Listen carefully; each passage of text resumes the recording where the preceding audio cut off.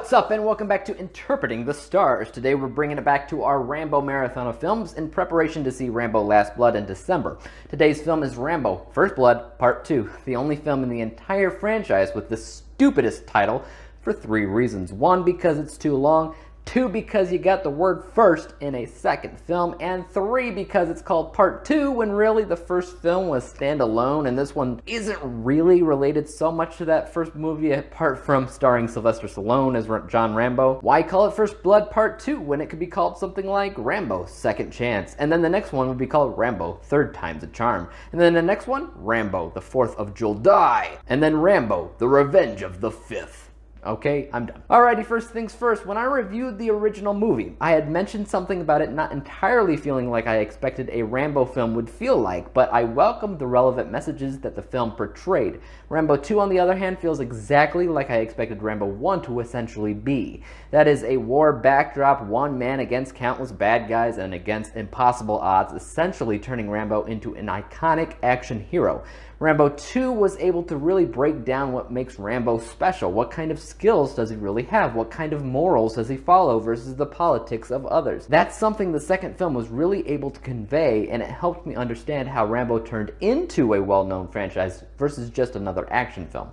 That being said, this was much more action-heavy than the first one was, which was much heavier on the messages that it wanted to talk about. Messages like police brutality, the disrespect of veterans, of the PTS that they suffer through, and a few others. This one mostly tossed those concepts aside. It had a few interesting points on the politics of war, but that's not really why you're watching the movie. You're watching it to see Stallone be Stallone and take everybody down. And that's what he basically does in this movie. A decent majority of the movie, he's just beating people up. Weirdly enough, though, Rambo 2 was exactly what I expected from franchise to begin with, but it was the first film that had me more engaged into what was ultimately occurring. I guess it's not that far-fetched given the fact that I'm always a little bit put off by war films, but honestly, I think those strong messages help make Rambo 1 feel more unique. Not in the sense of who Rambo is, but rather what kind of significance they wanted from the story itself.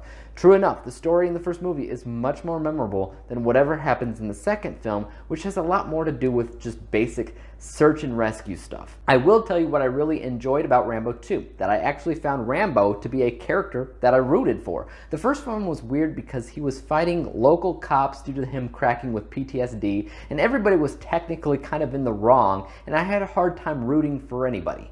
Rambo hardly felt like a good guy in First Blood. He just felt like a guy that you felt bad for, but not that bad since he can defend himself. Rambo 2, Stallone was definitely a good guy. He was the only one with morals. He was risking his own life to save others when they told Rambo to just take pictures of the POWs. Yeah, Rambo, the photographer.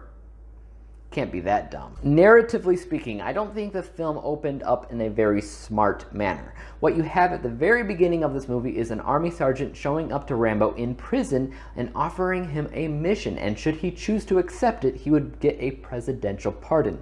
That way, he wouldn't have to stay in prison for another 5 years. Oh no, not another 5 years. My problem with this introduction is simply the fact that it's not an introduction. It's an inciting incident. Not only that, but it almost seems like a cop-out. Like they'd rather do a different introduction, but because he went to jail at the end of the first one, they kind of have to address it. So again, I wasn't a fan of the foundation of the movie. Both the first and the second movie have weak foundations that I'm hoping will be a trend that dies out soon, because I place a lot of importance on things like introductions. I mean, most movies that have a 3-act structure, the first act is the introduction. It's what gets you acquainted with what's going on in the world, with what ultimately changes and causes the protagonist to sense an imbalance or disturbance in the force that he must rectify. You don't get that when you start a movie on an inciting incident.